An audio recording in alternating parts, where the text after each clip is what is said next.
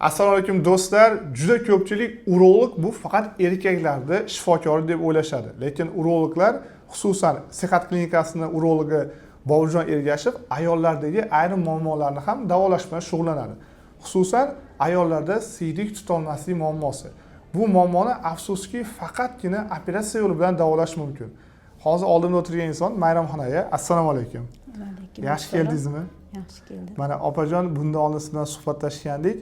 Siydik tutolmaslikni dorilar bilan davolab ko'rdim dedingiz.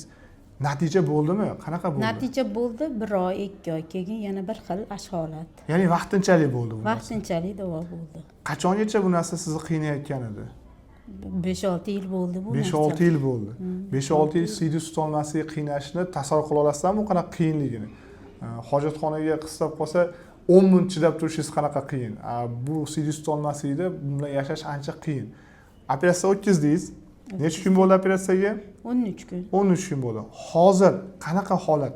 Avvalgiga nisbatan necha foizda o'zgarish sezyapsiz? Ancha o'zgarish bor.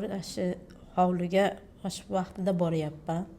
Siydiklarim yaxshi ushalyapti. Ya'ni shoshib qolmayapsiz, yugurib Yo'q, qolmayapsiz, yo'q, kech yugurib qolish holatlari bo'lmayapti. Yo'q. Ko'z tegmas, mashalloh. Mana xuddi shunaqa muammolar ko'p ayollarda bo'ladi, ular tortinib yurishadi. Haqiqatda men ham tortinib shu yoqqa Ko'pchilik tortinib yuradi, ayrimlar pampers taqib yurishga majbur bo'ladi, kimga borishni bilishmaydi.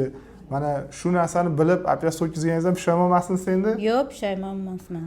Sizga o'xshab qiynalganlarga tavsiya berasizmi? Tavsiya qilaman. Ular ham qildirishsin. Qutulishsin-a? Qutulishsin. Alloh shifosini bersin har Avvalambor bandaga, ular Allohdan qatoriga. to'g'ri aytyapsiz. Bizga ham shifo berdi mana. Rahmat doktorlarga ham, hammasiga.